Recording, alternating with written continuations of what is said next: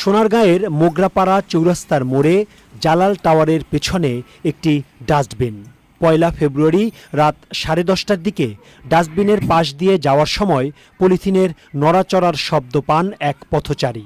কাছে গিয়ে দেখতে পান নবজাতক একটি মেয়ে শিশু পড়ে আছে সেখানে। পুলিশের সহায়তায় তাকে নেওয়া হয় মাতোয়াইলের শিশু মাতৃস্বাস্থ্য ইনস্টিটিউটে। প্রায় 2 মাস আগে আরেক নবজাতককে পাওয়া যায় একটি হাসপাতালের দেয়ালের পাশে। ছেলে শিশুটিকে উদ্ধার করেন এক পথচারী। পোকার আক্রমণে মাত্র 900 গ্রাম ওজনের শিশুটির চোখ দুটোও আক্রান্ত হয়। তাকেও নেওয়া হয় শিশু মাতৃস্বাস্থ্য ইনস্টিটিউটে। মেয়েটির নাম রাখা হয় নাইলা, যার অর্থ আল্লাহর রহমত পাওয়া, আর ছেলে শিশুটির নাম মুগ্ধ।